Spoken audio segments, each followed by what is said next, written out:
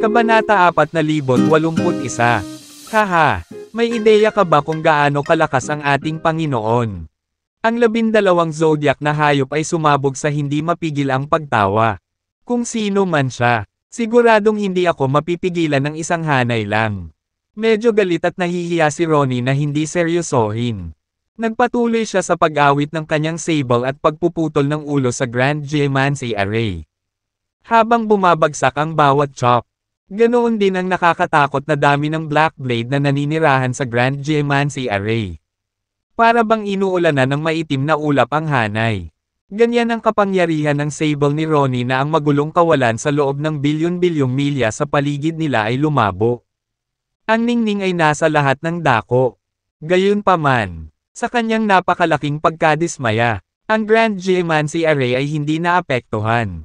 Nanatili itong matatag. 12 oras ang lumipas at ang pagpapagal ay hindi nagbunga. Parg! Napaungol si Ronnie sa galit at sa wakas ay tumigil sa kanyang mga pag-atake.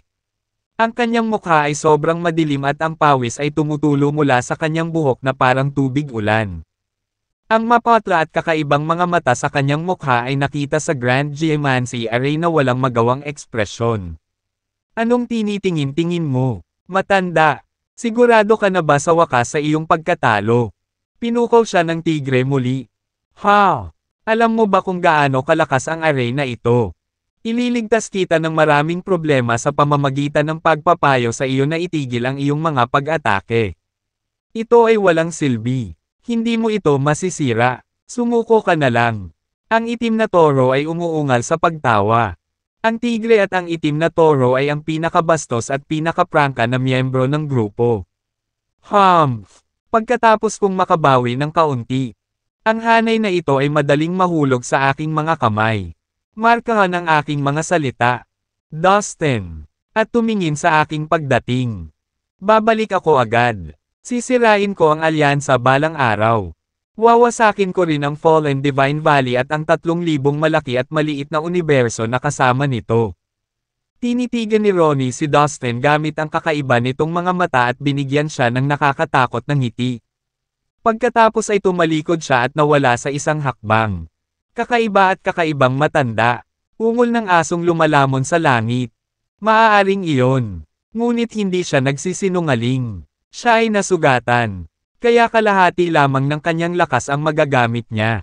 Kapag ganap na siyang gumaling. Baka mas nakakatakot siya kaysa sa binibigyan natin ng kredito.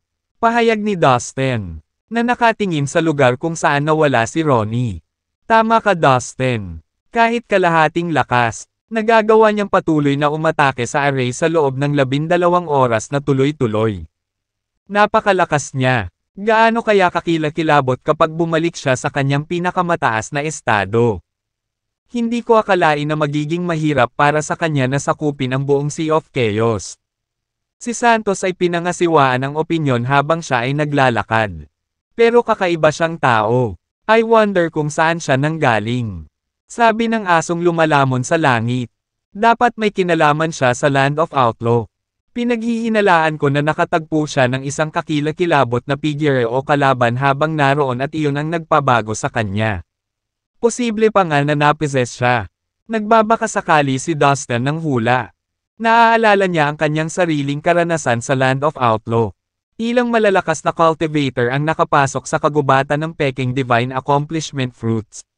Sinisikap nilang makuha ang kanilang mga kamay sa mga bunga ng kagubatan.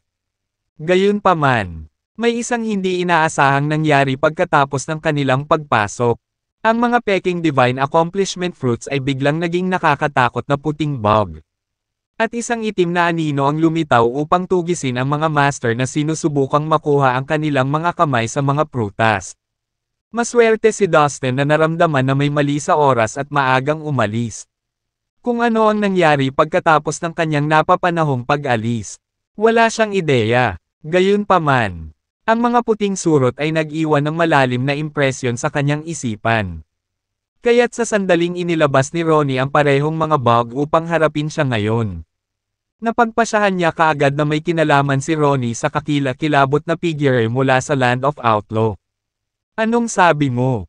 Possessed si Ronnie. Si Santos at ang 12 zodiac na hayop ay natigilan sa ideya na maaaring angkinan si Ronnie. Hindi ako lubos na sigurado dito. Ngunit malaki ang posibilidad na siya nga. Sa anumang kaso, siya ay kumikilos ng napaka-weird at hindi dapat gawing trifle.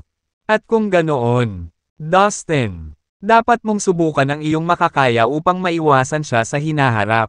Nagbabala si Santos. Huwag kang mag-alala, Master. Alam ko na ang gagawin. Tumango si Dustin sa kanya. Sa sandaling iyon, isang malabong figure ang dahan-daang lumitaw sa labas ng 3,000 malalaki at maliliit na universo. Ang espasyo sa paligid ng figure ay patuloy na umiikot at umaalog. Walang makakita sa mukha ng figurang ito. Ngunit si Dustin, ang 12 zodiac na hayop, at si Santos ay naging alerto nang maramdaman nila ang figure. Masasabi nilang napakalakas ng figurang ito.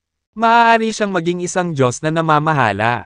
Well, ang 3,000 malaki at maliit na universo ay tila napakasigla ngayon. Dalawang namumunong Diyos ang dumating sa isang araw. Malamig na sabi ni Santos habang nakatitig sa figure. Sa tingin ko hindi siya kasing lakas ni Ronnie. Lumabas tayo at bugbugin siya. Kailangan kong ilabas ang galit ko kahit papaano. Ang tigre ay umungal. Nangangati sa pakikipag-away. Ngayon lang, nadaig ni Ronnie ang 12 zodiac animals.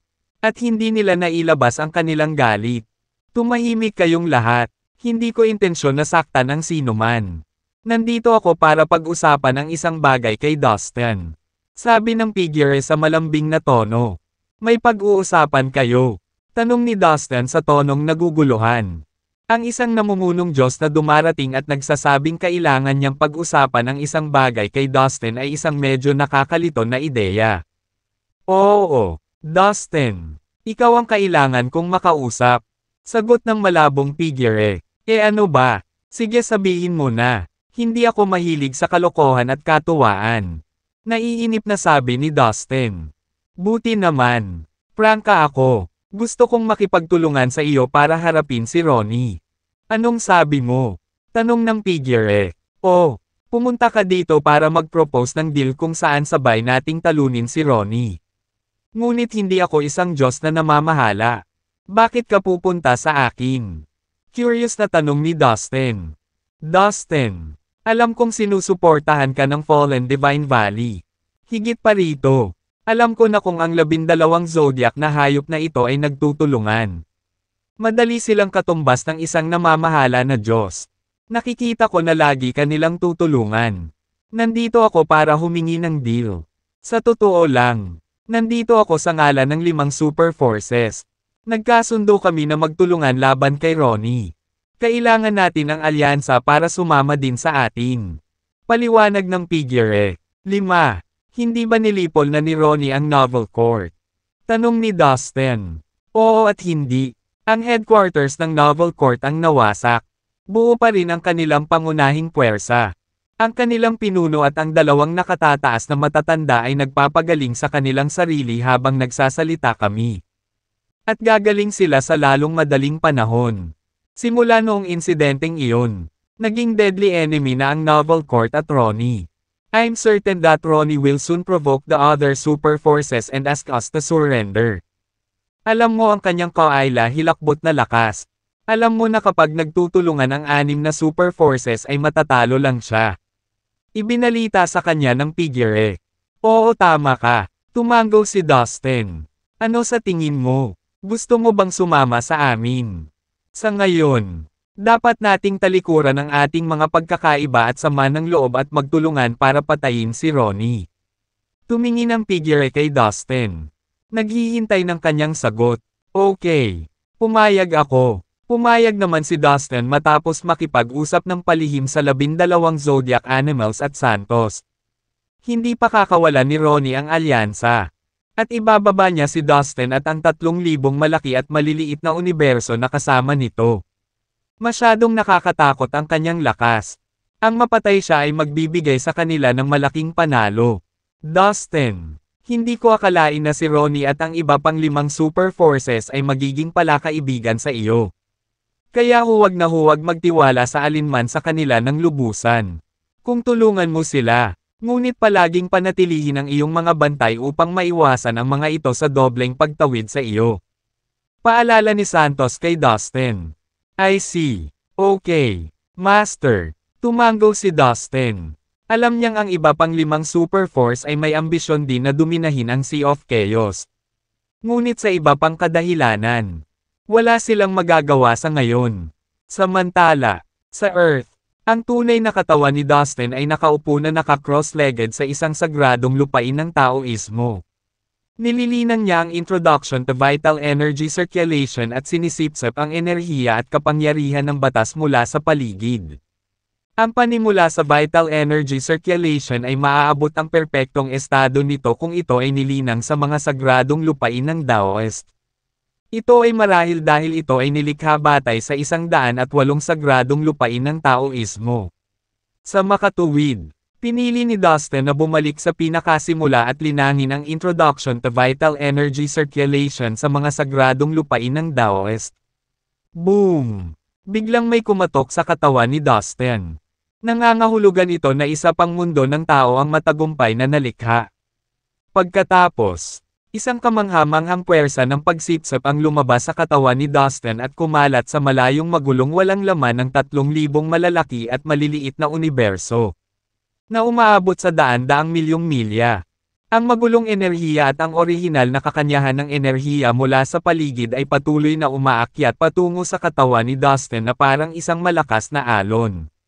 Naabsorb na sila ngayon sa bagong bukas na mundo ng tao sa katawan ni Dustin. Makalipas ang ilang araw, 8 higit pang Taoist na sagradong lupain. At sa wakas ay makukumpleto ko ang isang perpektong bersyon ng Introduction to Vital Energy Circulation. Naisip ni Dustin. Tumayo siya at ngumiti, kontento, nang maramdaman niya ang kapangyarihang damaloy sa kanyang katawan. Ang panimula sa Vital Energy Circulation ay isang sikat na kasanayan sa pagpino ng katawan sa dagat ng chaos. Pakiramdam niya ay madali niyang matatalo ang isang semi-governing na Diyos sa pamamagitan lamang ng kanyang pisikal na lakas. Ang lupa ay isang angkop na lugar para sa paglilinaw. Kung ano ang naubos na enerhiya at hindi kumpletong kapangyarihan ng batas. Tunay na ito ay nasa katapusan ng panahon ng paglilinang. Ngunit ito ay talagang makapangyarihan noong sinaunang panahon. Ang Taoismo at Budismo ay maaaring magsimula sa Earth. Maging ang Novel Court ay may kaugnayan dito. Higit pa rito, ang isang malaking bilang ng mga banal na Diyos tulad ni Parker at Althea ay nabuhay at nilinang din sa Earth. Dagdag pa, maraming lihim na kasanayan tulad ng Introduction to Vital Energy Circulation at ang Triple Avatar skill na aking nalinang ay mula rin sa Earth. Pagmamalaking naisip ni Dustin. Hindi niya napansin na ang Earth ay naging isang makapangyarihang lugar habang siya ay naninirahan dito. Ngunit ngayon na ang kanyang mga kakayahan ay naging mas malakas. Nadama niya na ang Earth ay naging mas misteryoso. Totoo ba na ang paghina ng Earth ay dahil sa labanan sa pagitan ng mga Diyos ng liwanag at mga Diyos ng kadiliman? Parang hindi naman. Maaari bang may iba pang dahilan para sa pagbaba? Kailangan kong tingnan ito kapag may oras ako. Napukaw ang pagkamausisan ni Dustin tungkol sa nakaraan ng mundo. At pagkatapos, sa isang iglap, nawala si Dustin sa kanyang pwesto at nagtungo sa susunod na sagradong lupain. Sa sandaling ito, sa bundok ng Annihilation, nakaupo ng tuwid si Ronnie sa kanyang upuan. Sa isang malaking palasyo sa isang lumulutang na banal na bundok, si Chapman at ang dating pinuno ng Annihilation Mountain ay tumayo sa harap ni Ronnie. Komplikadong ekspresyon sa kanilang mga mukha. Sila ay mga Diyos na namamahala na may sapat na kakayahan na mangibabaw sa buong dagat ng chaos. Ngunit kailangan nilang magpakumbaba kay Ronnie at sumunod sa kanyang mga utos. Dahil hindi maarak ang tunay niyang lakas. Alin sa tingin mo ang susunod nating aatake? Tanong ni Ronnie. Nakatingin sa dalawang lalaki. Nakakakilabot ang mga mata nito. Mayroon pa ring 5 Super Force na natitira. Ang Beast City, ang Demon City, ang Underworld, ang Divine Corpse Palace, at ang Alyansa. Sa kanilang lahat, ang Alyansa ay umatras sa 3,000 malaki at maliliit na universo. Ang Grand Geomancy Array doon ay medyo mahirap masira sa maikling panahon. Na nangangahulugan na ang alyansa ay malamang na hindi ang pinakamahusay na pagpipilian. Ang pinakamahina sa natitirang apat na puwersa ay ang Demon City. Kaya sa tingin ko ito na dapat ang susunod. Sabi ni Chapman. Pinag-aaralan ng malakas ang sitwasyon. Well, may katuturan iyon. Sabi ni Ray na tumango bilang pagsang-ayon. Tapos na yan. Atake natin ang Demon City sa loob ng 3 buwan. Desididong sabi ni Ronnie. Bakit kailangan nating maghintay ng 3 buwan? Parehong natigilan si Chapman at ang dating pinuno ng Annihilation Mountain sa sinabi ni Ronnie. Sa susunod na 3 buwan, aalis ako upang makahanap ng isang angkop na lugar upang linangin sa pag-iisa. Pagbalik ko, magiging akin na ang buong Sea of Chaos. Ang mga mata ni Ronnie ay kumikislap. Ang tusong pananabik na bumubulusok sa kanila. Samantalahin ninyong dalawa ang pagkakataong ito para sanayin ang mga lihim na kasanayang itinuro ko sa inyo. Para matulungan mo akong mamuno sa Sea of Chaos pagbalik ko. Huwag kang mag-alala. Aalagaan kita ng mabuti basta't buong puso kang sumunod sa akin. Sabi ni Ronnie na titig sa kanila. Opo, Ginoo. Nagmamadaling sagot nila. By the way, nasaan ang mga resources na hiniling kong ipunan mo? Tanong ni Ronnie. Dito. Sabay-sabay nilang sabi, na inilabas ang 12 space rings. Ang bawat singsing ay naglalaman ng napakaraming mapagkukunan. Kabilang ang mga banal na kristal. Bihirang likas na yaman. Mga divine na table task. At iba pang mga kayamanan na naglalaman ng lahat ng uri ng enerhiya. Ang kinolekta ng 2 namamahala ng personal ay tiyak na malaki. Malaki, sabi ni Ronnie at naging isang sinag ng liwanag pagkatapos niyang kunin ang space rings. Pagkatapos ay pumasok siya sa isang long-distance teleportation channel. Makalipas ang ilang araw, dumating siya sa isang magulong kawalan na malabo. Magulo, at walang hangganan. Dapat dito, tumigil si Ronnie. Naramdaman ang magulong kawalan sa harap niya. Ako ay nasa bahaging iyon ng Land of Outlaws sa loob ng daan-daang bilyong taon. At iniwan ko na ang aking marka doon. Kahit saan man ito dumaloy. Nakikita ko ang posisyon nito. Mula dito, maaari kong mapunit ang espasyo at dumaan dito. Malamang na maabot ko ang Land of Outlaw na iyon. Bulong ni Ronnie sa sarili. Ginamit niya ang kapangyarihan ng batas ng oras at espasyo at iniunat ang kanyang mga kamay. Patuloy na pinalaki ang mga ito. 2 higanteng kamay ang nagbukas ng malaking siwang sa bakante sa harapan niya. Agad siyang pumasok dito at nawala ng walang bakas. Makalipas ang ilang segundo, ibang space ang pinasok ni Ronnie. Kung narito si Dustin, tiyak na makikilala niya ang espasyong ito ay ang Land of Outlaw na napuntahan niya noon. Ngunit naanod na ito sa orihinal nitong posisyon. Si Ronnie, gayunpaman, ay maaaring bumalik muli sa Land of Outlaw na ito. Sa Land of Outlaw, si Ronnie ay umuusad ng napakabilis gamit ang kanyang kakayahan sa paggalaw ng katawan. Pagkatapos ay huminto siya sa isang matarik na bangin. Isang hindi mauubos na magulo ang enerhiya na umiikot sa paligid niya. Sumasayaw sa itaas ang maraming hanay ng mga orihinal na magulong batas. Tulad ng mga makukulay na laso. Isang higanteng pugad ng ibon ang nakaunat sa himpapawid. Tulad ng lupang lumulutang sa kalangitan at naglalabas ng malaking anino. Tumalon si Ronnie at dumapo sa pugad. May 2 higanteng itlog sa loob nito. Haha, magulong mga hayop na lumalamon sa langit. Malubhang nasugatan ako noon at wala akong magawa sa iyo. Ngayong kalahati na akong nakabawi. May kakayahan akong angkinan ka.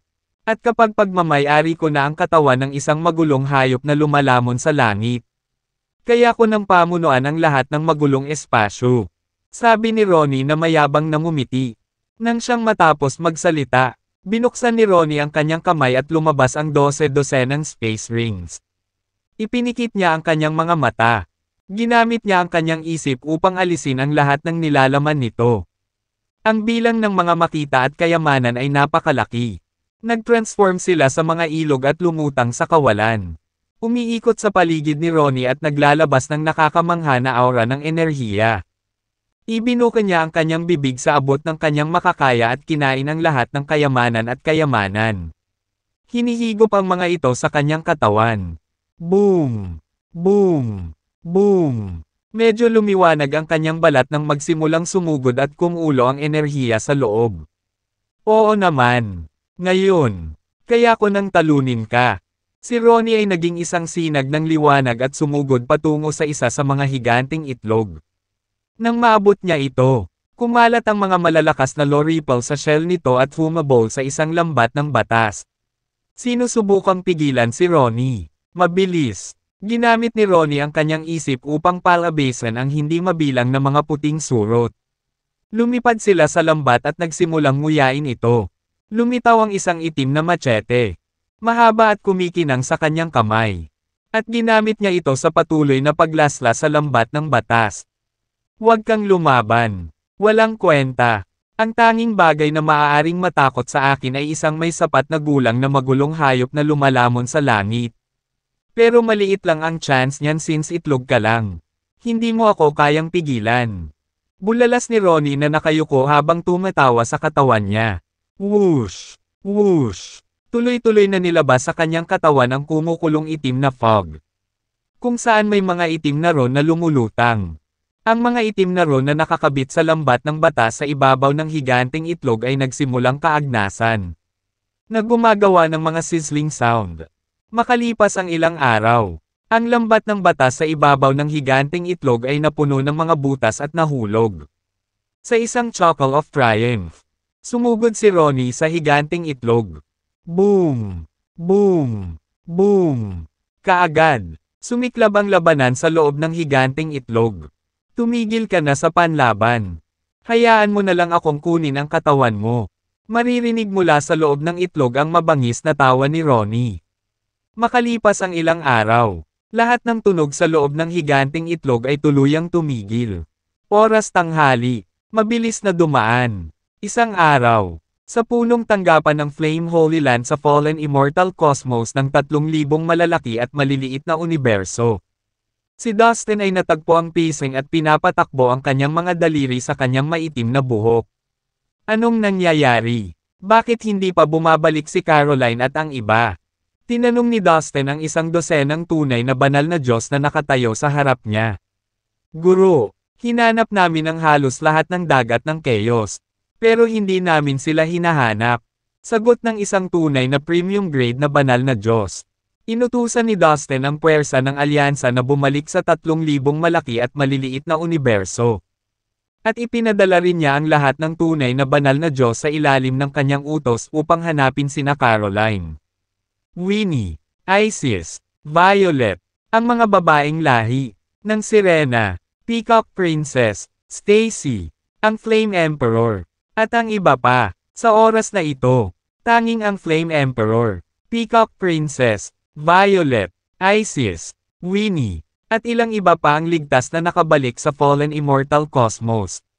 Si Caroline, ang 3 babaeng lahi ng Sirena, at si Stacy, gayunpaman, ay hindi pa nahahanap.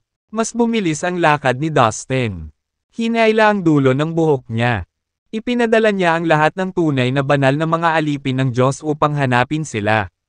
Ngunit hindi sila nagtagumpay. Ipagpatuloy mo ang paghahanap sa kanila. Dapat mahanap mo sila. Galit na utos ni Dustin. Oo, Master. Matapos matanggap ang utos, ang mga alipin ay tumalikod. Iniwan ang Fallen Immortal Cosmos.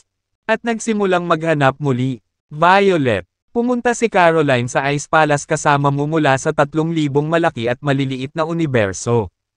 At pagkatapos ay umalis siya mula sa Ice Palace upang maglakbay sa dagat ng Chaos. Alam mo ba kung saan patungo si Caroline? Nagpadala ng mensahe si Dustin kay Violet.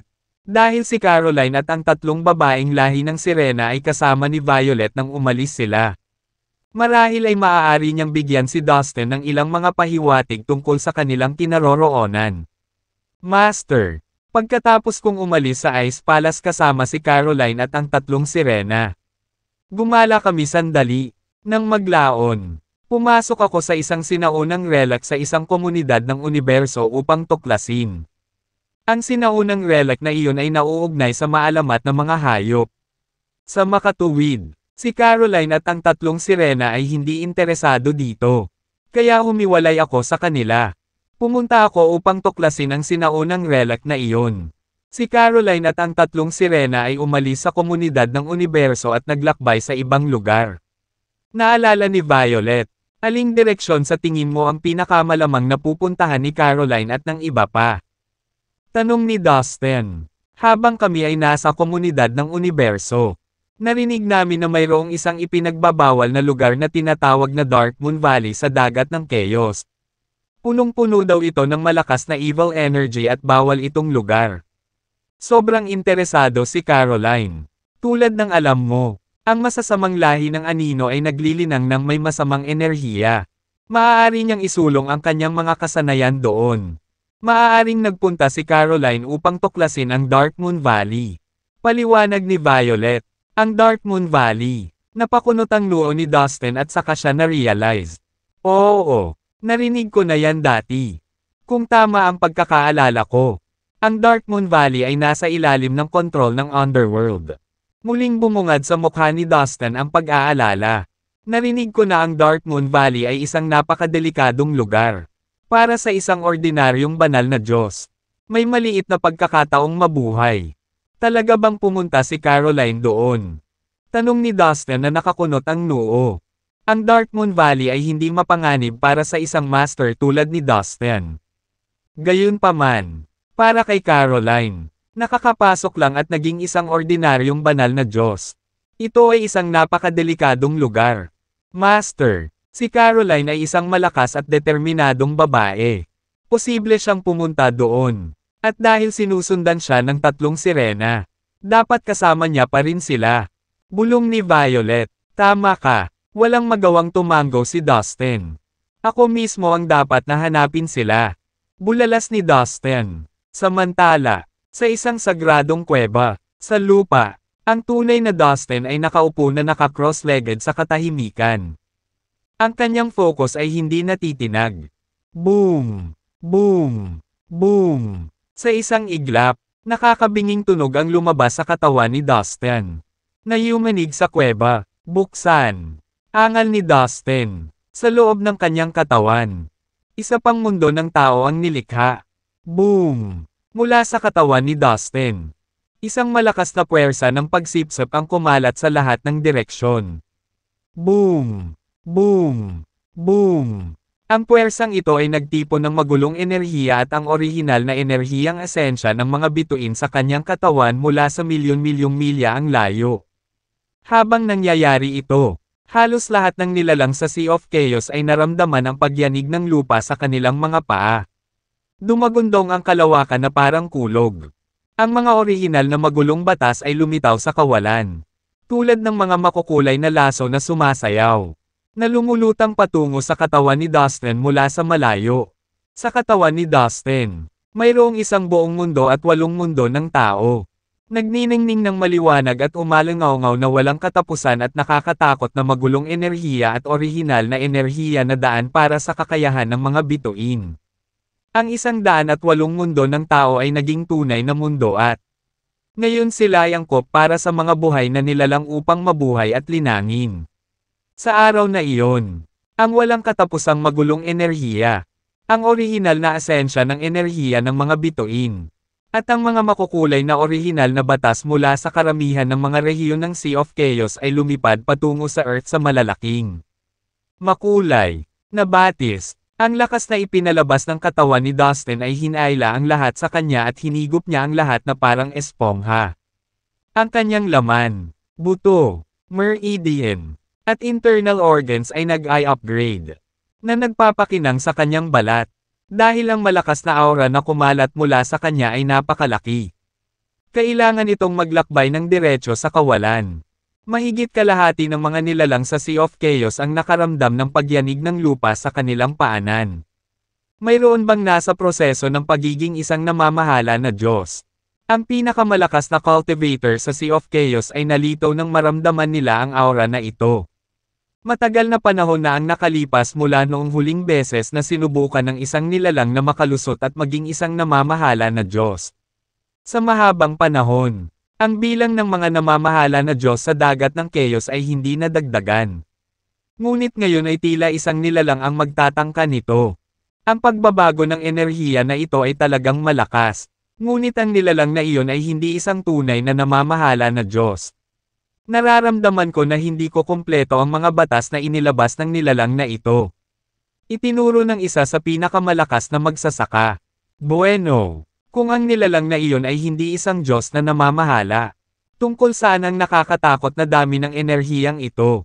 Tanong ng isa sa mga kasama niya. Sa wakas nakalikha ako ng 108 mundo ng tao. Bumalik sa Earth, tumalon si Dustin mula sa lupa. Habang lumilingon siya sa paligid. 2 sinag ng gintong liwanag ang bumungad sa kanyang mga mata. Sa loob niya, ang lahat ng enerhiya at batas na kanyang nakolekta ay isinama sa 108 mundo ng tao. Na nagbibigay ng liwanag sa kanyang katawan upang ito ay halos transparent. Sa kapangyarihan na mayroon ako ngayon.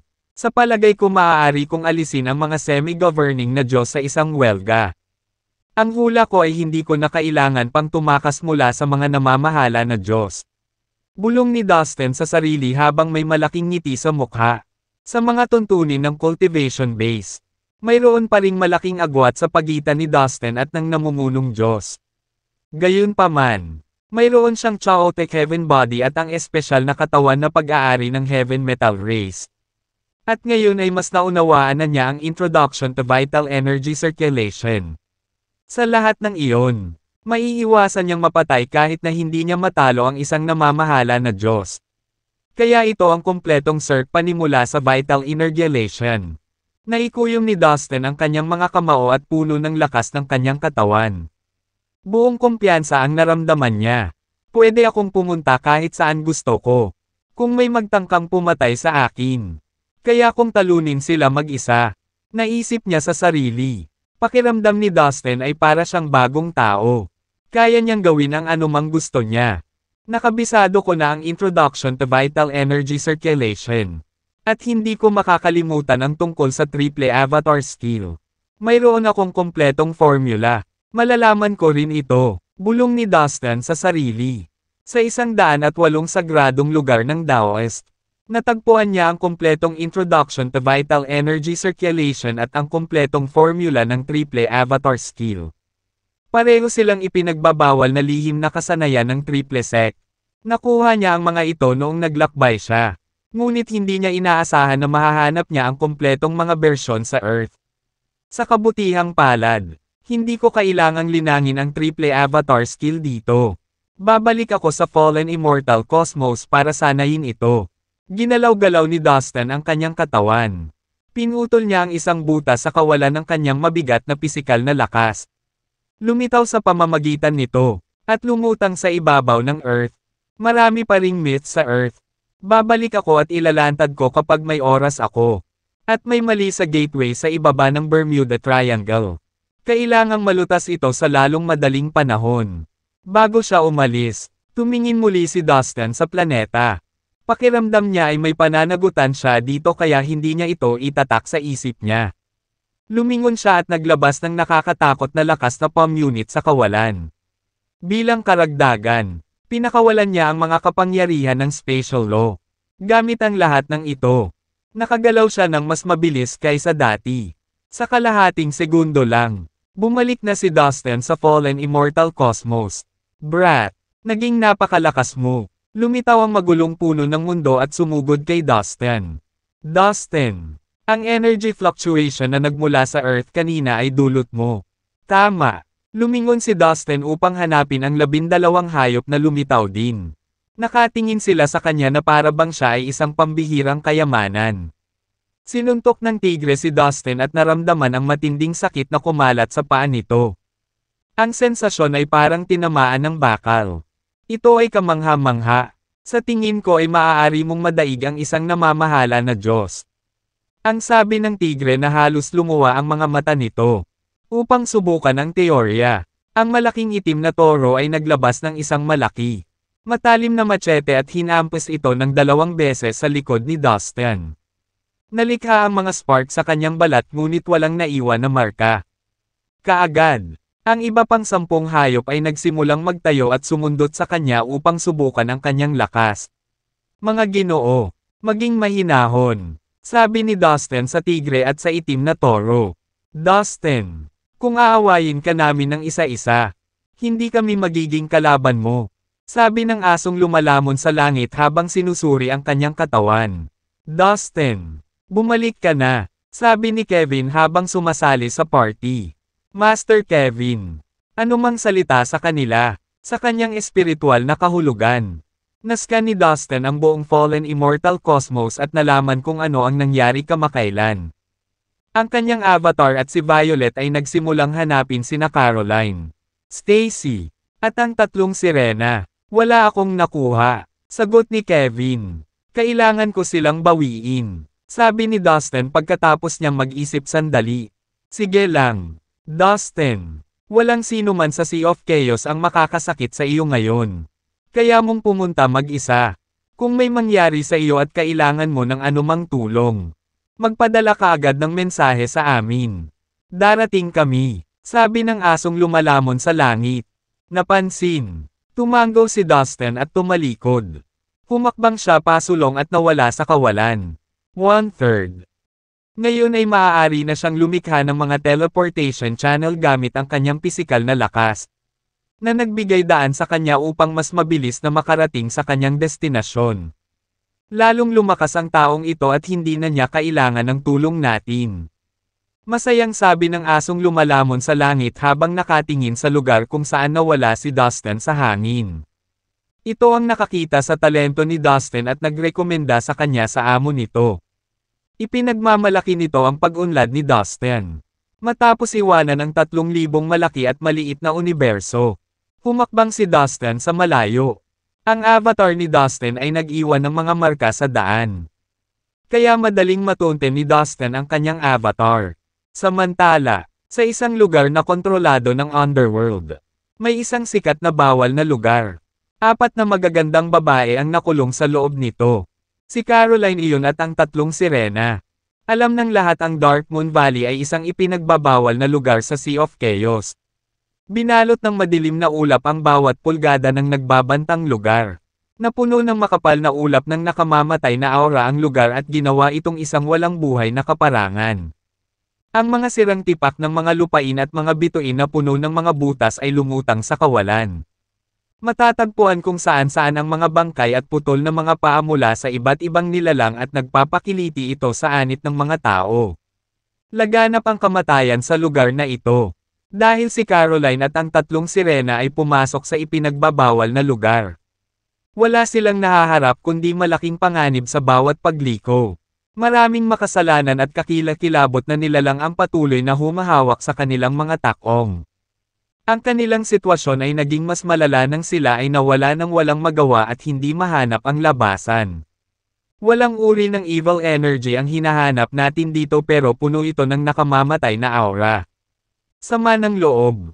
At malas, kung alam ko lang ito ng mas maaga, hindi na ako sasama. Ang tanging magagawa ni Caroline at ng 3 sirena ay magtago sa isang tambak ng mga guho sa isang sirang lupain sa pagtatangkang makahinga. I'm sorry kung nadala kita sa gulo na ito. Agad namang humingi ng tawad si Caroline sa 3 sirena. Caroline, anong pinagsasabi mo?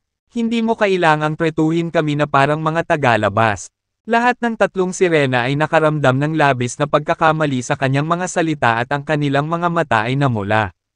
Dahil ang 3 sa kanila ay may malalim na damdamin para kay Dustin. Nanatili sila sa 3,000 malaki at maliliit na universo at sinusunod ang bawat salita ni Dustin kahit na ano pa ang subukang sabihin ng iba. Si Caroline ay asawa ni Dustin. Sa tuwing kasama nila ito, pakiramdam nila ay mas naging malapit sila kay Dustin. Nagdala ito ng kirot sa kanilang mga puso nang pretuhin sila ni Caroline bilang mga tagalabas. I'm sorry. Hindi ko sinasadya na pretuhin ka bilang mga tagalabas. Pinakalma sila ni Caroline nang mapagtanto niyang tumatakbo sa kanilang isipan. Naiintindihan ko ang nararamdaman mo para kay Dustin. Huwag kang mag-alala. Hindi kita titigilan. Simula ngayon, sabay na nating sundan si Dustin. Nagpatuloy si Caroline. Ito ay hindi mapag-aalinlanganan na siya ay nagbigay ng kanyang pagsang-ayon sa tatlong sirena. Caroline. Salamat. Gulat na bulalas ng tatlong sirena. Dahil nasa tabi mo ako. Hindi maglalakas loob si Dustin na ay bully ka. Nakangiting sabi ni Caroline. Sa sandaling iyon, ang matinis na hiyawan mula sa malayo ay umabot sa kanilang sentido. Isang dagandong ang nagmula sa umuugong na masamang ambon. Na halos hindi mabilang na mga multo ang humahagulgol. Nako, darating na naman ang mga moldita na yan. Hindi napigilan ni Caroline at ng tatlong sirena na magalit. Let's go. Huwag kang makikipag-away sa kanila. Udyok ni Caroline. Lahat sila ay gumamit ng kanilang kakayahan sa paggalaw ng katawan at naging apat na guhit ng liwanag. Mabilis na nagtungo sa kawalan sa di kalayuan. Tulad ng isang hindi mapigil ang itim na ilog. Ang itim na ambon ay patuloy lamang sa paghabol sa kanila. Nitong mga nakaraang araw, palagi silang hinahabol ng mahiwagang ambon. Sila ay lamang ordinaryong preliminary grade divine gods. Gayunpaman, ang ilan sa mga misteryosong multo na nagtatago sa dilim ay mas malakas. Dahil alam ni Caroline at ng tatlo pa na hindi sila kapareha. Wala silang pagpipilian kundi tumakas. Darating na sila. Natarante ang isa sa mga sirena nang lumingon siya at tumingin sa itim na ambon. Huwag kang lumingon. Bilisan mo lang. Utos ni Caroline. Sa sandaling iyon, may biglang nangyari sa harapan nila. Boom! Boom! Boom! Dumagundong ang mga dagandong sa langit sa unahan nila. Binalot ng miasma ng bangkay ang mga itim na kabaong na isa-isang nahulog mula sa kawalan. Boom! Lahat ng kabaong ay biglang sumugod sa apat na babae. Ang kaitikot-takot na tawa ay lumabas sa mga kabaong at tila hinihila ang mga espiritual na kaluluwa ng mga tao. Bastos ka! Putol ni Caroline at bumunot ng matalim na gray na espada para laslasin ang kabaong na nasa harapan niya. Napuno ng mga piraso ng kahoy ang hangin habang ang matalim na liwanag ng espada ay agad na nabasag ang kabaong. Isang dugong pulang bulok na bangkay ang sumugod palabas sa basag na kabaong. Tumulo ang nakasusuklam na dugo mula sa namamagang bulok na bangkay. Sa sobrang pagkaagnas ng mukha nito, walang maglalakas loob na tumingin dito ng diretso. Ang napakatalim na mahahabang kuko ng bangkay ay tila kayang putulin ang espasyo. Boom! Boom! Boom! Maging ang tatlong sirena ay dinudurog din ang iba pang kabaong. Sa tuwing mababasag nila ang isang kabaong, isang bulok na bangkay na pula ang dugo ang sumugod at sila ay napapaligiran. Ang bawat isa sa mga bulok na bangkay ay maaaring katumbas ng kapangyarihan ng isang ordinaryong banal na Diyos. Sa kabila ng pag-alam sa masamang pagkakataon, ipinagpatuloy ni Caroline at ng tatlong sirena ang kanilang lahat sa laban. Gayunpaman, napakaraming makapangyarihang mga bangkay at ang kanilang matinding pressure ay nagpabigat sa apat. Higit sa katotohanan na sila ay walang magawa kaysa sa bilang. Ang agwat sa pagitan ng kanilang lakas ay masyadong malawak at mahirap para sa kanila na harapin ang mga bangkay. Ilabas ang magulong magic treasures. Sigaw ni Caroline. Boom! Boom! Boom! Bawat isa sa kanila ay naglabas ng isang magulong magic treasure at sabay nila itong pinaandar. Sumabog ang napakalaking enerhiya mula sa apat na magulong magic treasure at napakalakas ng mga ito kaya nabasag nila ang ilang bulok na bangkay sa isang kisap mata. Tara na, sumenya si Caroline. Ginamit nila ang apat na magulong magic treasure para mag-ukit ng daan sa mga bulok na bangkay hanggang sa makatakas sila. Lahat ng apat na magulong magic treasure ay regalo ni Dustin para sa kanila para maipagtanggol nila ang sarili nila. Isang koleksyon ng mga magulong magic treasure ang makikita sa Fallen Divine Valley. Kinuha ni Dustin ang 6 para sa kanyang sarili. At ang iba ay ipinamahagi sa mga tao sa paligid niya. Ang mga pinalad na nakakuha ng isang magulong magic treasure ay ang pinakaaalagaan ni Dustin. Tulad ng kanyang mga magulang. Kuya, Violet, ang kanyang tatlong asawa, ang tatlong sirena, at ang gnome. Habang si Caroline at ang tatlong sirena ay hinahabol at tumakas sa gulat sa Darkmoon Valley. Dumating ang avatar ni Dustin. Sumama rin sa kanya si Violet. Guro, ito ang Darkmoon Valley. Paliwanag ni Violet. Nakita ko. Tumango lang si Dustin. Nang walang anumang pag-aalinlangan. Inilabas niya ang kanyang mga listahan na pakiramdam upang makita ang nakapalibot na kalawakan. Pumunta talaga dito si Caroline at ang iba pa. Hindi nagtagal ay napasigaw si Dustin sa pagkagulat. Dahil nilinang ni Dustin ang secret reincarnation skill at mayroon din siyang mataas na mga natamo sa mga batas ng oras at espasyo. Nagkaroon siya ng kakayahang makita ang nakaraan. Nakita ko silang apat. Naglakad sila mula dito. Sabi ni Dustin. Sana ayos lang sila. Halika na. Tere na at tulungan natin sila. Pinangunahan ni Dustin ang daan patungo sa Darkmoon Valley. Walang pag-aalinlangan. Sinundan siya ni Violet. Oh, parang may dumating na makapangyarihang lalaki. Isang malakas na nilalang ang biglang nagising sa isang patay na lupain na puno ng bangkay na miasma at tumingin mula sa kailaliman ng Darkmoon Valley. Malayo sa kinatatayuan nila, isang nilalang ang nakita kay Dustin. Na parang nararamdaman niya.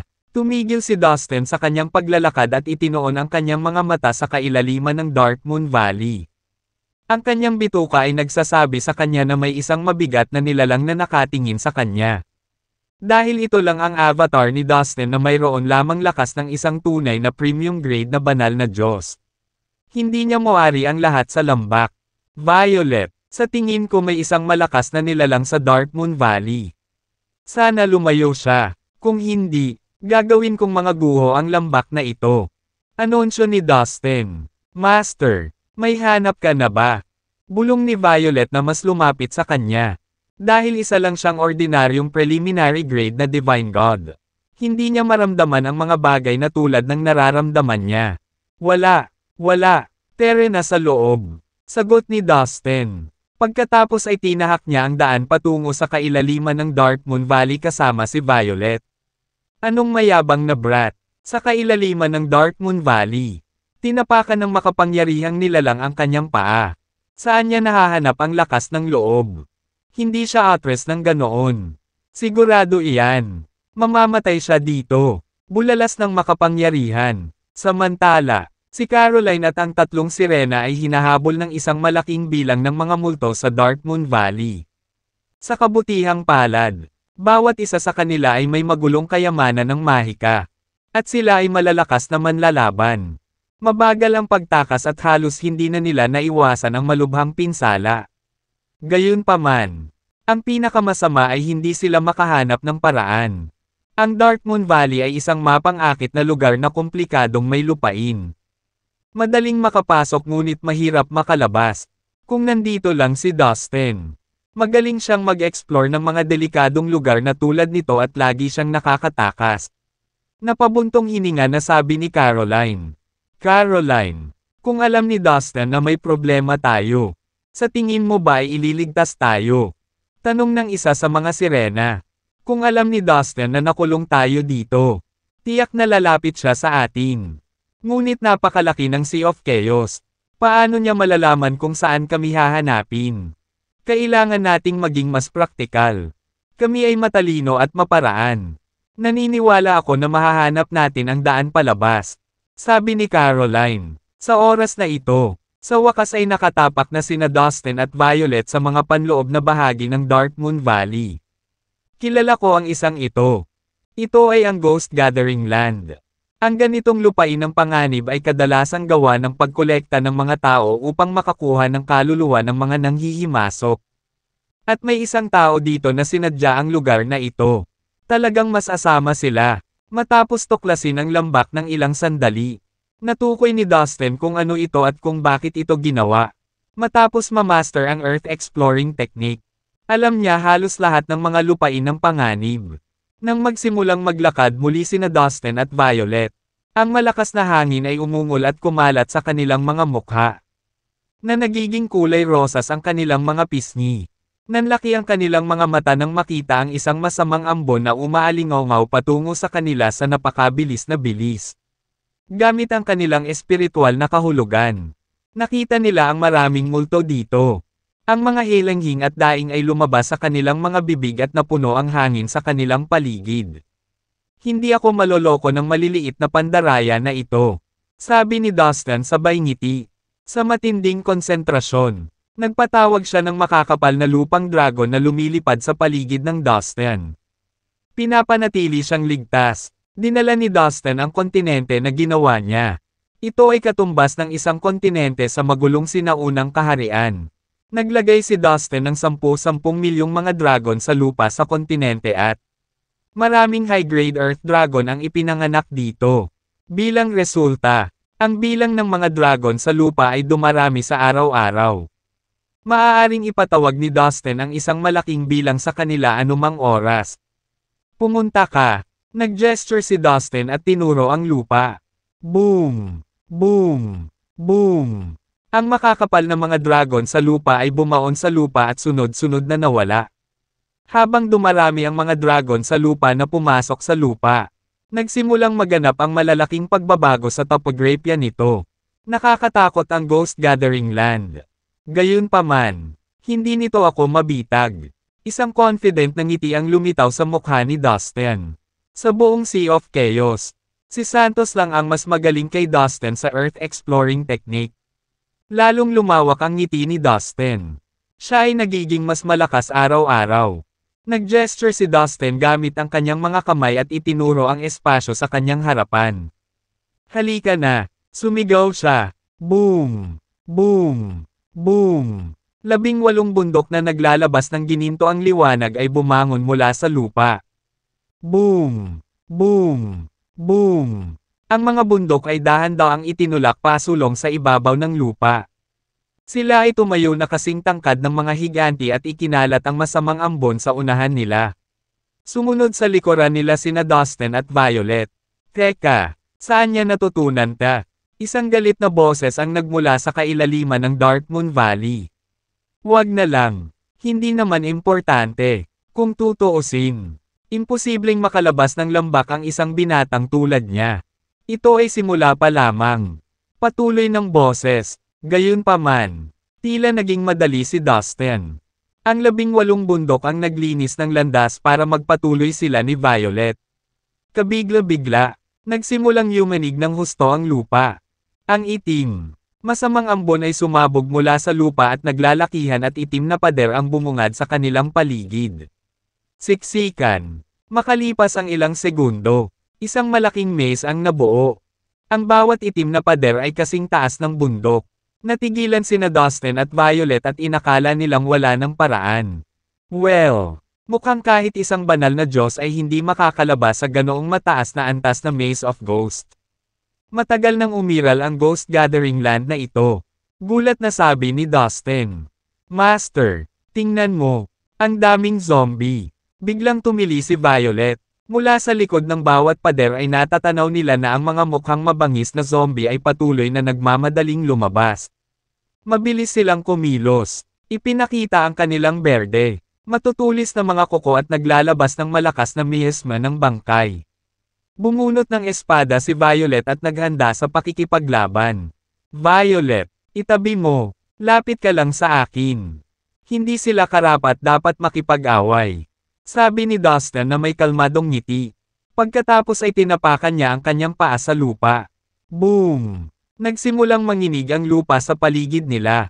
Nanginginig ito hanggang sa lumitaw ang malalaking bitek.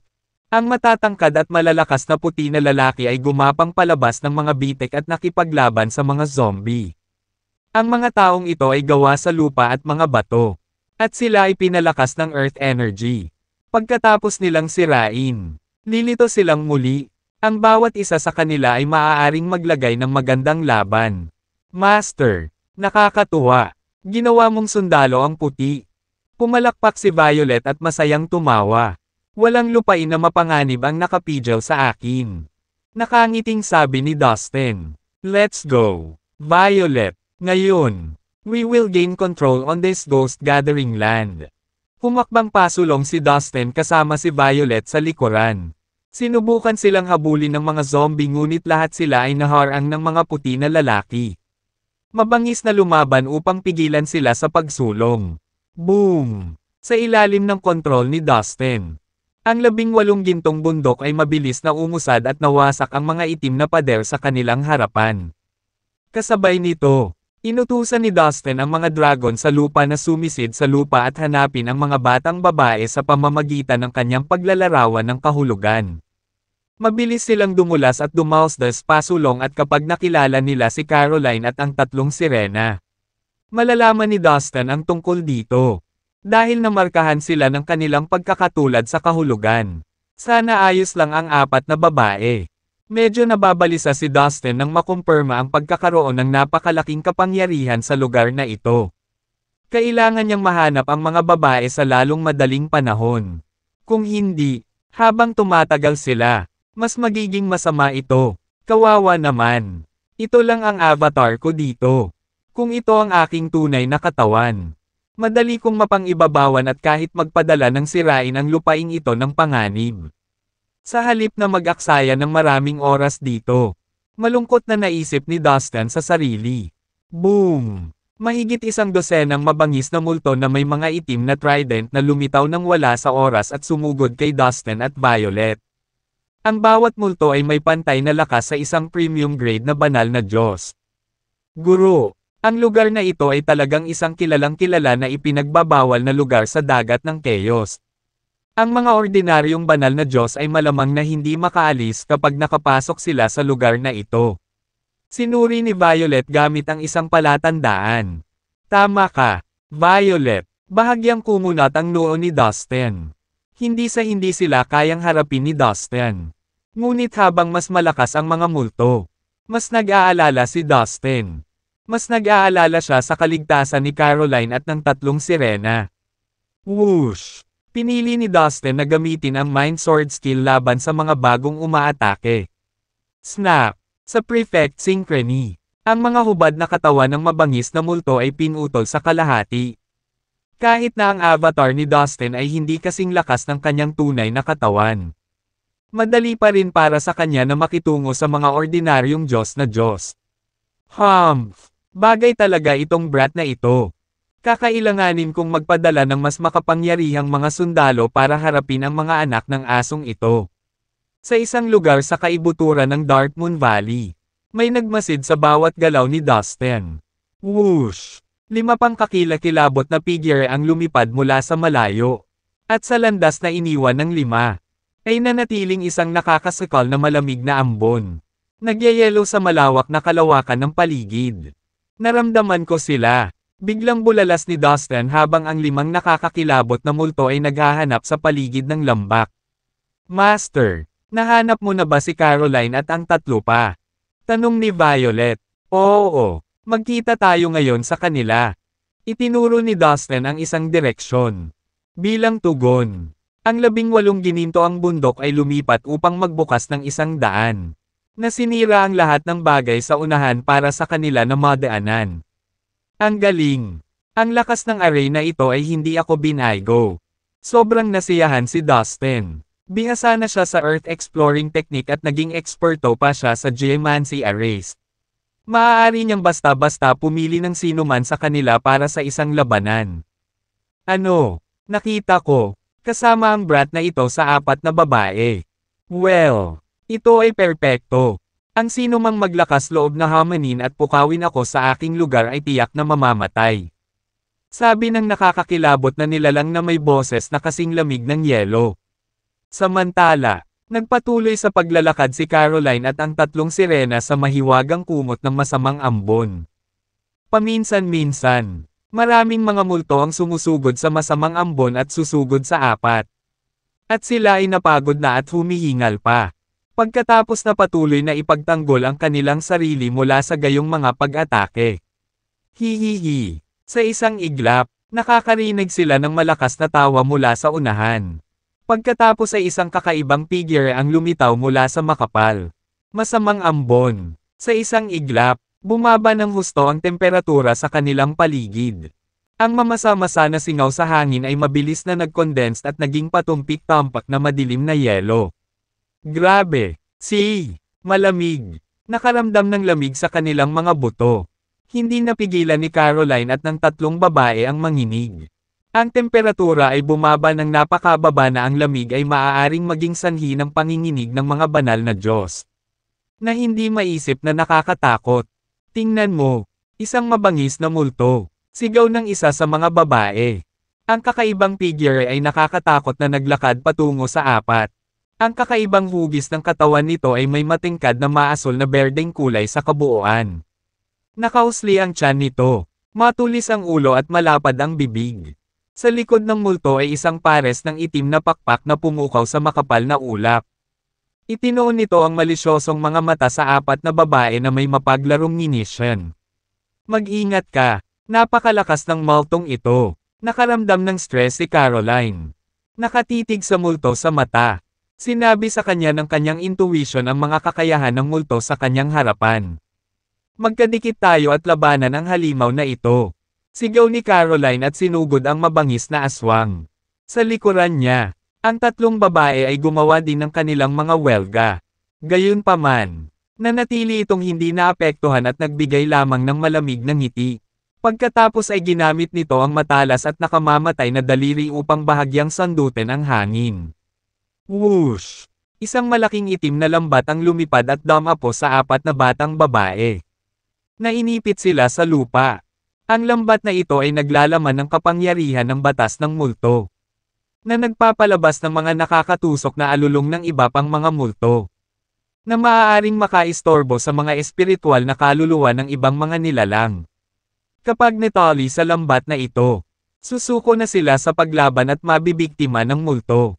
Tumakbo! Gulat na sigaw ni Caroline sa tatlong babae at naghanda sa pagtakbo.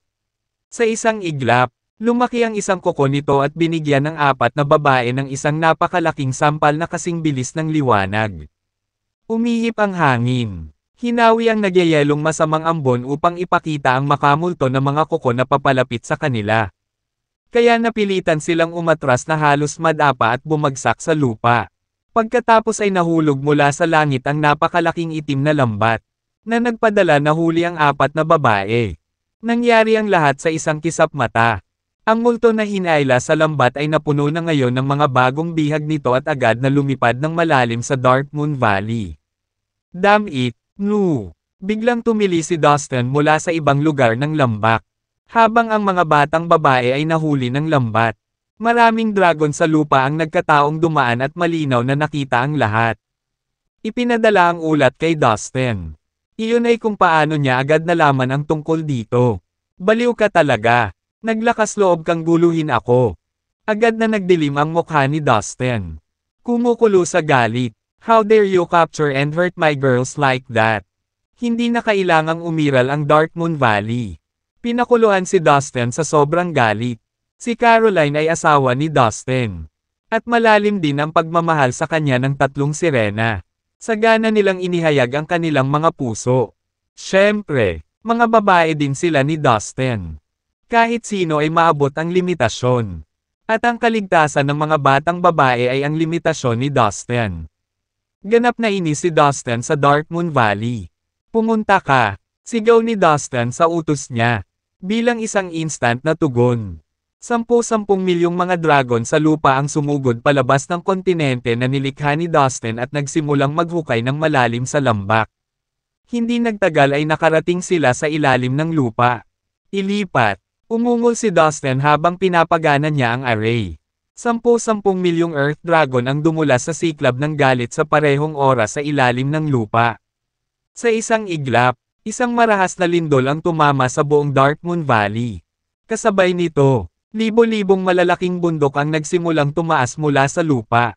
Sa loob lamang ng ilang segundo, nabago ang topography ng Dark Moon Valley. Pauwi na ang berde at mabangis na multo kasama ang mga bilanggo nito. Sina Caroline at ang tatlong sirena. Gayunpaman, bago ito makarating sa destinasyon, 12 ng mga bundok na naglalabas ng mga gintong ilaw ang nakapalibot dito. Ang mga bundok ay nabuo. Isang malakas na hanay ng geomancy. Sa pagkalito, halos hindi napansin ng berdeng mukhang mabangis na multo ang kasaganaan ng makakapal na mga dragon sa lupa na umuusbong mula sa lupa at sumugod dito. Ang berde, mabangis na multo ay sumigaw at nagsimulang humampa sa mga bundok sa paligid nito. Gayunpaman, ang mga bundok ay masyadong matibay upang masira. Sa takot at galit, umungal ang berdeng mukhang mabangis na aswang. Hinampas nito at pinunit ang mga dragon sa lupa gamit ang matutulis nitong kuko. Napataas ang kilay ni Dustin nang makita ito. Humph! Ngumuso siya. Ikinumpas niya ang kanyang kamay. Ipinulupot ang manggas kay Violet. At tumakbo papunta sa berdeng mukhang mabangis na multo. Nililigawan mo si kamatayan. How dare you make my Dark Moon Valley into such a gulo? Sigaw ng makapangyarihang nilalang sa kailaliman ng Dark Moon Valley. Ang presensya lang ni Dustin ang nagpagalit sa kanya. Ngunit ngayon ay binago na niya ang hitsura ng lambak. Ito ay kalokohan. Brat, hindi ako titigil hanggat hindi kita nahuhuli. Pumunta ka at punitin mo siya. Utos ng makapangyarihang nilalang. Shoop, shoop, shoop. Sa itaas ng Dark Moon Valley. Higit sa 10 sinag ng berdeng ilaw ang tumaas at lumipad patungo sa Dustin mula sa bawat anggulo. Sila ay berde, mabangis na mukhang multo, at bawat isa sa kanila ay kasing lakas ng isang tunay na premium grade na banal na Diyos.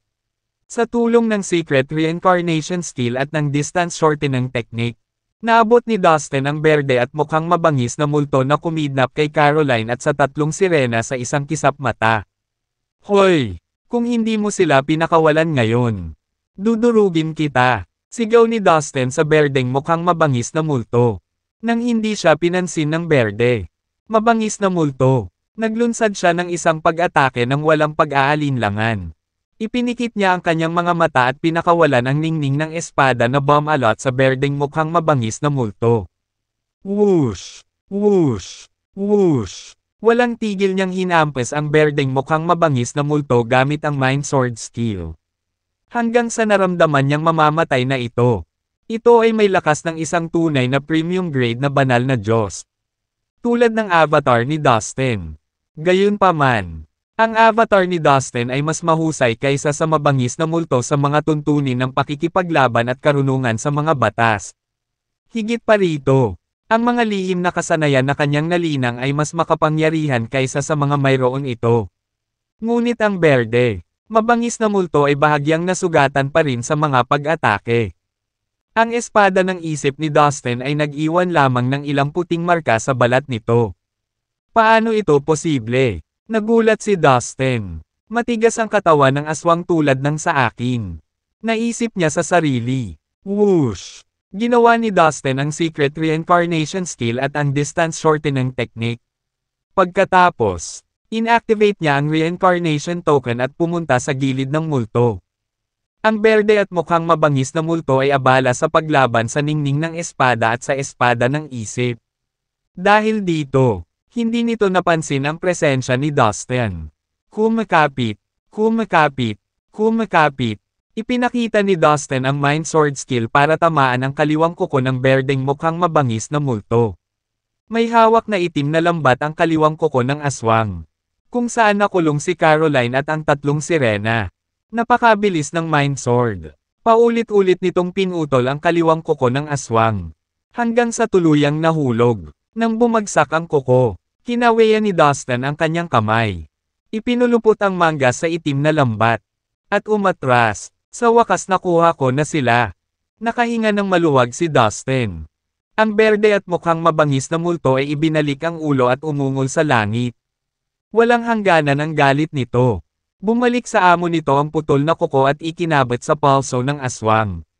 Walang naiwang marka.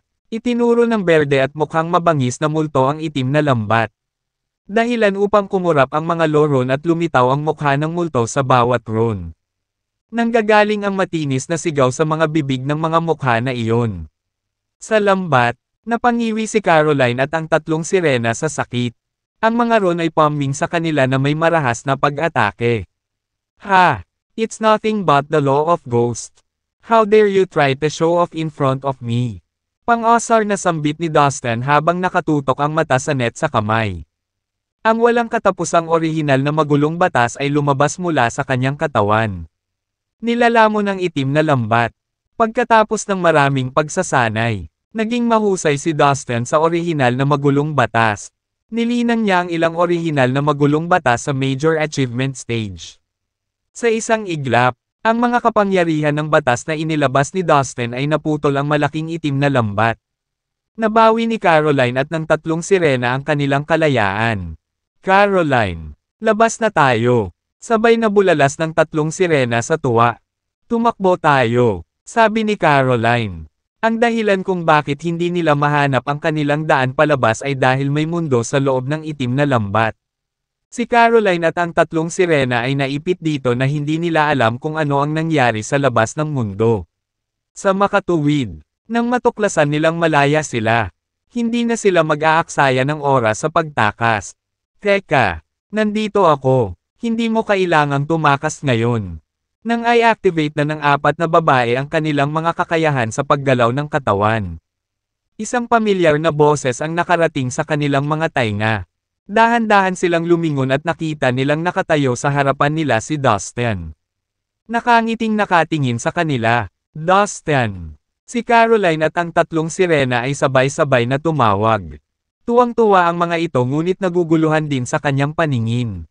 Dustin, ikaw ba talaga yan? Tanong ni Caroline. Siyempre ako yon. Sino pa kaya yon? Nakangiting sagot ni Dustin. Dustin, nandito ka talaga. Sinuri siya ni Caroline at kinumpirma ang kanyang pagkakakilanlan. Dahil pamilyar siya sa kanyang asawa. Alam niya kung paano ito makilala sa iba na magsuot ito ng disguise. Dustin, hindi ko akalain na hahanapin mo kami. Si Caroline at ang tatlong sirena ay sumugod kay Dustin. Alam nilang walang makakasakit sa kanila ngayong nandyan siya. Lahat sila ay nananalig sa kanyang lakas. Kung tutuusin, ito ang lalaking hinahangaan nila. Isa siyang superhero sa paningin nila. 2/3. Girls, don't worry. Ligtas na kayo ngayon, sabi ni Violet sabay lapit sa kanila at isa-isang inaalo. Nang makitang nailigtas ni Dustin ang 4 na babae, umungol ang berdeng mukhang mabangis na aswang. Isang masamang ambon ang gamulong mula sa bawat ibabaw ng katawan nito. Whoosh! Whoosh! Whoosh! Bago pa makagalaw si Dustin at ang kanyang mga kasama, isang dosenang sinag ng liwanag ang bumaril sa kanila. Pinalibutan ng mga bagong berdeng multo sina Dustin, Violet, Caroline, at ang tatlong sirena. Humph! Sa tingin mo ba may magagawa ka sa akin mga hayop ka? Malamig na tanong ni Dustin na nakatitig sa kanila. Muntik nang mapatay ng berdeng multo si Caroline at ang tatlong sirena na ikinagalit ni Dustin. Sa sandaling iyon, nagpasya si Dustin na sirain ang Dark Moon Valley. Whoosh! Whoosh! Whoosh! Sa kanyang sorpresa, higit sa isang dosenang berdeng mukhang mabangis na multo ang sabay-sabay na sumuntok sa avatar ni Dustin. Sa likod nila, lumitaw ang malalaking nakakatakot sa mundo. Mukha silang madilim at naglabas ng malamig na aura. Iniabot ng mga multo ang kanilang mga kamay na parang kuko, na nag-flash ng malamig na liwanag sa mga mata ni Dustin. Napanandaliang nabulag. Ang kanilang mga kamay ay patuloy na lumaki hanggang sa nagawa nilang mapunit ang walang laman na kasing dali ng paghiwa ng tofu. Hindi maikikaila na ang mga multong ito ay mas makapangyarihan kaysa sa mga ordinaryong magsasaka sa kanilang antas. Bilang karagdagan sa kanilang kapangyarihan, mayroon silang napakatigas na katawan. Kahit na sila ay tamaan, ang mga pinsala sa kanilang pisikal na katawan ay magiging limitado. Naramdaman ni Dustin ang pag-aalala sa kanya. Kahit na ang lahat ng tunay na premium grade na Divine God na nasa labas ay sumugod at sama-samang inatake ang mga multong ito, maaaring hindi pa rin sila manalo. Walang pagkaantala. Itinuon ni Dustin ang kanyang isip at ipinadala si Violet, Caroline, at ang tatlong babaeng sirena sa kontinente sa kanyang katawan. Flang! Flang! Flang! Pumikit si Dustin at ginamit ang Mind Sword skill. Tumakas ang espada at hinampas ang berde. Mabangis na multo. Gayunpaman, nagresulta ang tunog ng pagbangga ng metal. Ang Dark Moon Valley ay puno ng misteryo. Ito ay magbibigay sa akin ng isang mahirap na oras. Napaisip si Dustin sa sarili. Ang kanyang avatar ay katumbas lamang ng isang tunay na premium grade na banal na Diyos. Kaya mas mahirap para dito na talunin ang makapangyarihang mga multo na ito. At alam ni Dustin na may isang mas malakas na nilalang na nagtatago sa kailaliman ng Dark Moon Valley. Naghihintay na atakihin siya. Gayunpaman, Sa kaginhawahan ni Dustin, malinaw na naramdaman ang kanyang avatar na papunta rito si Dustin. Ang tunay na katawan nito. Sa sandaling dumating si Dustin, magkakaroon siya ng ganap na kontrol sa sitwasyon. Sa makatuwid, ang tanging bagay na kailangang gawin ng avatar ni Dustin ay mag-stall. Higit sa 12 berde. Mabangis na mukhang multo ang sunod-sunod na lumapit sa avatar ni Dustin. Walang pag-aalinlangan. Nagpadala si Dustin ng higit pang mga pag-atake sa kanilang paraan. Boom! Maraming gintong bundok ang sunod-sunod na bumangon mula sa lupa at umikot sa avatar ni Dustin upang bumuo ng isang malakas na hanay. Hindi mabilang na mga dragon sa lupa ang gumapang mula sa lupa at galit na sumugod sa kumpol ng berde at mabangis na mga multo. Nagpatuloy ang labanan ngunit tila walang mananalo o matatalo ang magkabilang panig. Ang mga tunog ng pag-atake ay nagpapahayag sa buong Darkmoon Valley. Ang walang katapusang mga alon ng enerhiya ay sumugod at nagbanggaan sa isa't isa. Humph! Molditik ang taong brat. Kailangan mong huminto. Papatayin kita. Biglang isang malamig na boses ang narinig. Sa sandaling magsalita ang boses, isang kakilakilabot na presyo ng enerhiya ang lumabas ng wala saan. Napakabilis ng lahat kaya hindi alam ni Dustin ang nangyayari. Ang kalawakan ay puno ng nakakatakot na madilim na kapangyarihan ng batas na napakakapal na hinaranggan nila ang araw sa pagsikat ng liwanag. Naging itim ang lahat. Ang gum-ulong. Itim na fog ay tumaas at gumapang sa hangin. Sa makapal na ulap, isang malaking itim na anino ang dahan-daang lumitaw. Biglang naging malamig ang kalawakan. Kung ang isa ay tatayo ng napakatagal, sila ay magiging yelo. Hoy! Matandang lalaki! Sa wakas nagpakita ka na. Panunuya ni Dustin. Pinandilatan ang itim na anino. Brat! How dare you break in and make trouble? Ang itim na anino ay mukhang galit at nagulat. Tila, naisip niya na makakapuslit siya kay Dustin. Matanda! Kailangan mong maparusahan. Bakit mo itinayo ang mapanganib na lugar na ito? Dinisenyo mo ito para patayin ang mga nilalang na pumasok at gawing ghost aura ang kanilang mga espiritual na kaluluwa. Tama. Tiyak na nakapatay ka ng maraming nilalang sa mga nakaraang taon. Hayaan akong hulaan.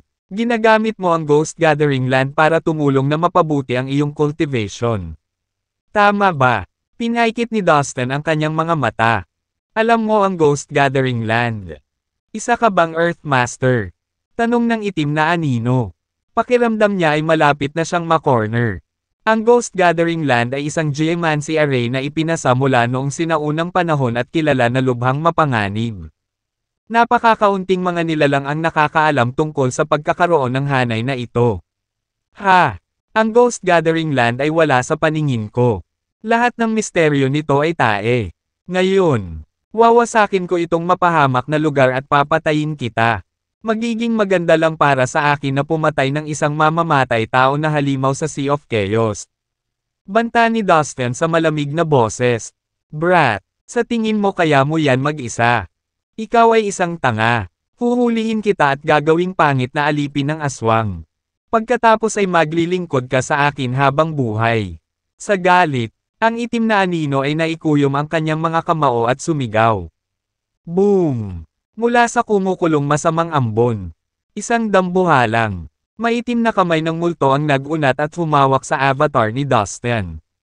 Ang pangit na kamay ay nababalot ng lubhang nakakatakot na mga batas ng multo. Napakalaking pressure ang itinulak pababa sa avatar ni Dustin, na naging dahilan upang siya ay mapait. Ang itim na anino ay may lakas ng isang semi-governing na Diyos. Bukod dito, siya ay tila mas malakas kaysa sa alinmang ordinaryong semi-namamahala na Diyos. Sumimangot si Dustin at ginamit ang secret reincarnation skill. Gaya ng inaasahan niya, nagawang iwasan ng kanyang avatar ang pag-atake ng itim na anino. Boom! Ang lugar kung saan ang avatar ni Dustin ay gasgas ng napakalakas at naiwan ang isang bangin. Imposibleng makita ang ilalim nito. Human brat, I wonder kung ilang beses ka makakatakas sa akin. Panunuya ng itim na figure. Whoosh! Itinuro ng itim na anino ang kanyang mga daliri sa kawalan at ipinatawag ang isang itim. Masamang ambon. Nagamulong at namuo at naging isang malaking itim na matalas na espada. Bumaba ito kay Dustin. Sa halip na lumaban, ginamit ni Dustin ang Secret Reincarnation Skill. Naunawaan ni Dustin na ang kanyang avatar ay hindi tugma sa itim na anino kaya't matalinong umiwas sa away. Ang kanyang avatar ay kailangang magpatuloy sa pagtigil. Ang batas ng kalawakan. Bulalas ng itim na figure. Ang batang ito ay tao lamang. Ngunit ang kasanayan sa paggalaw ng katawan na ginamit niya ay naglalaman ng malalim na kapangyarihan ng batas sa kalawakan. Seal! Biglang sigaw ng itim na anino. Sa isang segundo, dumami ang kumukulong masamang ambon at hindi mabilang na mga batas ng multo ang nagtagpo upang bumuo ng isang makapal na niniting na web. Tinatakan nito at hinarang ng mahigpit ang espasyo. Lahat, kabilang ang hangin, ang enerhiya at lahat ng uri ng mga batas, ay tinatakan. Saan ka makakatakas ngayon? Ha! Ang itim na figure ay ngumiti ng nakakatakot at iniunat ang isang kamay patungo sa avatar ni Dustin. Simple ghost law lang yan. Ano ang magagawa nito sa akin? Napangiti ng mahina si Dustin. Nang walang pagkaantala, naglabas siya ng ilang uri ng orihinal na magulong batas sa Major Achievement Stage. Pagkatapos ay idinagdag niya ang overlapping law skill. Sa kakaibang kasanayang ito, maaari niyang i-overlap ang mga puwersa ng ilang mga batas sa Major Achievement Stage at agad na durugin ang madilim na kapangyarihan ng batas sa paligid ng kanyang avatar. Muli, nagawang iwasan ng avatar ni Dustin ang pag-atake. Parg! Brat! Mamatay ka na! Bakit ang galing mo? Baka sa mukha ng itim na anino ang galit habang siya naglunsad ng mas marahas na pag-atake. Ginamit muli ni Dustin ang Secret Reincarnation Skill at na-activate ang Reincarnation Token. Kasabay ng epekto ng Omnipotent Distance Shortening Technique, madaling naiwasan ng kanyang avatar ang lahat ng pag-atake mula sa kanyang kalaban. Bagamat hindi matalo ng avatar ni Dustin ang itim na anino, maiiwasan niya ito pansamantala gamit ang kanyang husay sa paggalaw ng katawan. Ikaw ang sampay na bata. Sino ka ba? Napakabata mo. Ngunit napakalakas mo. Hindi pwede. Umungal ang itim na anino. Hindi mo ako kilala. Siguradong nakatira ka sa ilalim ng bato. Nakangiting bulalas ni Dustin. Ngayon, sikat si Dustin sa Sea of Chaos. Dahil malayo na ang pagkakalat niya sa pangalan niya. Hindi na kinailangan ni Dustin na mag-disguise kapag nasa buong Sea of Chaos siya. Siya ay walang takot. Sa makatuwid, dapat maging madali para sa sino mang magsasaka sa dagat ng chaos na makilala siya.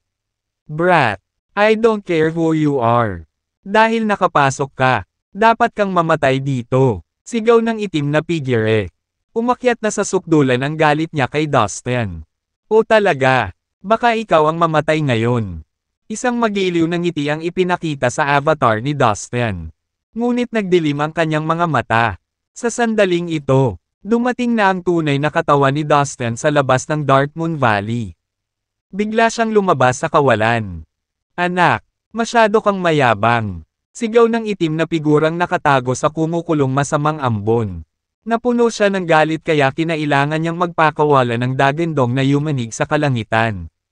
Ilang sandali pa, hindi mabilang na masasamang marami mula sa iba't ibang lokasyon sa Darkmoon Valley ang sumugod sa kanya. Ang Darkmoon Valley ay isang masamang lugar, kung saan ang lahat ay maaaring gamitin upang gamitin ang mga marami. Sa paglipas ng mga taon, isang malaking bilang ng mga multo ang nagtipon dito. Ngayon, ginagamit sila ng itim na anino para salakayin si Dustin. Mga multo, kailangan kita. Pumasok ka sa akin. Muling sigaw ng itim na figure. Whoosh! Whoosh! Whoosh!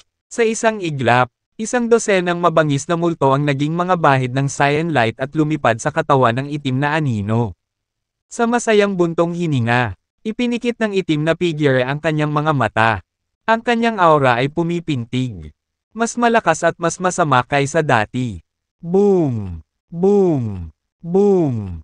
Ang bawat hakbang na ginawa ng itim na anino mula sa napakalaking masamang ambon ay nagpaparinig sa lupa. Napagtanto ni Dustin na ito ay isang matandang nakasuot ng sako na may pares ng mga mata ng multo at isang nakamamatay na maputlang mukha. Go to hell, brat. Dahan-dahan niyang sinuntok si Dustin at naglabas ng aura. Kahit saan siya magpunta, ang espasyo sa paligid niya ay pira-piraso. Whoosh! Isang pares ng malamig na kuko ng multo ang sumugod kay Dustin at ang napakalaking batas ng multo ay naging madilim na tanikala na hamarang sa kalangitan. Tumangala si Dustin at nanginginig nang makita ang mga itim na ron na lumalangoy sa itaas niya. Sa isang iglap, maaari siyang malunod. Gayunpaman, tumayo si Dustin. Habang naghihintay siya, isang figure ang sumugod sa Dark Moon Valley sa bilis ng kidlat. Ito ang tunay na katawan ni Dustin. Nang dumating ang kanyang katawan sa labas ng Dark Moon Valley, alam na niya ang nangyayari salamat sa kanyang malakas na pakiramdam na tunay na nararamdaman. Walang oras na sayangin. Nilinang ni Dustin ang kompletong bersyon ng Introduction to Vital Energy Circulation. Bilang resulta, ang lakas ng kanyang pisikal na katawan ay tumaas ng higit pa kaysa sa naisip niya. Ngayon, inilabas niya ang bawat piraso nito. Boom! Boom! Boom! Ang lakas ng kanyang pag-atake ay yumanig sa lupa ng Dark Moon Valley. Ang mga bitek ay lumikha ng masalimuot na web sa lupa na kung saan ay kumalat ng higit sa 1,000 metro ang lapad. Saan man maglakad si Dustin, naiwan ang pagkawasak sa kanyang likuran. Sinong nandyan? Sumigaw ang matandang nakasuot ng sako. Tumingin sa kanyang paligid. Tumingin sa kanya si Dustin na may mapaglarong ngiti habang nagtatanong. Bakit ka takot, brat? Stop fooling around. Papatayin kita. Ang matanda ay nanginginig na kasing lakas ng lupa sa kanyang paanan. Alam ni Dustin na ang mga kakilakilabot na pag-atake ay darating sa kanya. Ngunit hindi pa rin siya kumikibo. Lalo lamang nitong ikanalito ang matanda. Di ba siya takot sa kamatayan? Baka may mali sa kanya. Siya ay nagtaka. Brat, don't play tricks. Mas malakas ako sayo. At mananalo ako. Tumawa si Dustin. Tama ka. Walang kwenta ang paglalaro kapag nakaharap ang kalaban na mas malakas kaysa sa iyo. Biglang sabi ng isa pang Dustin. Napalingon ang dalawa at nakita ang totoong katawan ni Dustin na papalapit sa kanila. Pinaikit ng matanda ang kanyang mga mata. So avatar ka lang. Nilinggan niya ang avatar ni Dustin at umiling. Ang avatar lamang ay makapangyarihan. Ano kaya ang kayang gawin ng kanyang tunay na katawan? Whoosh! Ang avatar ni Dustin ay nag-activate ng kanyang kakayahan sa paggalaw ng katawan at agad na lumubog sa tunay na katawan. Boom! Isang pressure na pumutok sa eardrum ng matanda ang bumaril sa lahat ng direksyon. Puff! Puff! Saan man umabot ang pressure, lahat ng masasamang multo, malakas at mahina, ay nagkapira-piraso. Kahit na ang napakatinding masamang ambon at masamang aura ay napawi. Kung ang isa ay sumulyap mula sa itaas, matutuklasan niya na ang kasamaan ng Dark Moon Valley ay natutunaw na. Bilang resulta, ang Dark Moon Valley ay naging mainit at ang kalangitan ay asul. Kahit ang gininto ang sikat ng araw ay nakarating sa lupa. Isa itong lugar na pinagmumultuhan. Ngunit sa isang kisap mata, ito ay naging isang sagradong purong lupa. Hindi na kinailangan pang kumilos ni Dustin. Inilabas niya ang kanyang pisikal na presyon at nilinis ang Dark Moon Valley. Isang sikat na ipinagbabawal na lugar sa Sea of Chaos. Walang katulad na ginawa noon. Tumigil ka. Anong ginagawa mo? Ang lupang ito ay aking kayamanan. Hindi mo kayang sirain. Nang makita ito, napasigaw ang matanda. Galit na nakatingin kay Dustin ang mga nanlalaki niyang mata. Ang Ghost Gathering Land ay ang base camp kung saan siya nilinang. Sa paglipas ng mga taon, maraming malalakas na cultivator ang pumasok sa Dark Moon Valley para magsanay. Lahat sila sa huli ay namatay. Ang Dark Moon Valley ay nakaipon ng maraming ghost aura at masasamang espiritu. Nalubhang kapaki-pakinabang sa kanyang paglilinang. Ginamit niya ang mga ito para makalusot at maging isang semi-governing na Diyos. Sa makatuwid, ang Dark Moon Valley ay napakahalaga sa kanya. Papatayin kita. Nag-iinit ang katawan ng matanda. Ibinuka niya ang kanyang mga braso at umugang ang itim na apoy sa kanyang likuran. Ang madilim na aura ng multo ay pinakawalan. Naging itim ang lahat bilang tinta. At walang katapusan ito. Ang madilim na lambak ng buwan, na kanina pa maaraw, ay muling nawala ng buhay. Anak, magiging alipin kita. Sigaw ng matanda habang tuluyang naging berdeng multo na ilang daang libong talampakan ang taas. Pagkatapos, ang matangkad na berdeng multo ay sumugod kay Dustin. Habang gumagalaw siya sa himpapawid, yumanig ang lupa at sumayaw ang mga bundok. Matanda, pumunta ka sa impyerno. Si Dustin ay nanatiling kalmado mula nang dumating siya. Ngunit ngayon ay kailangan niyang kumilos. Boom! Binato niya ng suntok ang berdeng multo. Hindi siya gumamit ng anumang formula o lihim na kasanayan. At hindi rin siya gumamit ng anumang taktika. Sa halip, gumamit siya ng suntok. Ang pinaka-primitive at pinakasimpleng galaw. Boom! Boom! Boom! Habang gumagalaw ang kamao ni Dustin, walang katapusang kapangyarihan ang bumangon sa kanyang katawan. Basag! Basag! Basag! Nagsimulang gumuho ang mundo at naging marupok ang espasyo at oras. Nagsimulang masira ang lahat. Sunod-sunod na tumaas ang nakakatakot na ulap ng kabute at nanatili sa kalangitan. Parang magwawakas na ang mundo. Paano ito posible? Natakot ang matanda sa labas ng kanyang talino. Matapos ang suntok ni Dustin, nakaramdam siya ng kawalan ng pag-asa. Nawawala ang mundo niya at wala siyang magawa. Boom! Boom! Boom! Isang bagyo ng enerhiya ang sumambulat mula sa mga pores ni Dustin at tumagay sa hangin. Anong klaseng kapangyarihan ito? Hindi pwede. Malapit ka sa isang namamahala na Diyos. Ikaw ay isang batang tao lamang. Paano ka naging advanced? Sigaw ng matanda habang nanlalaki ang kanyang mga balintataw.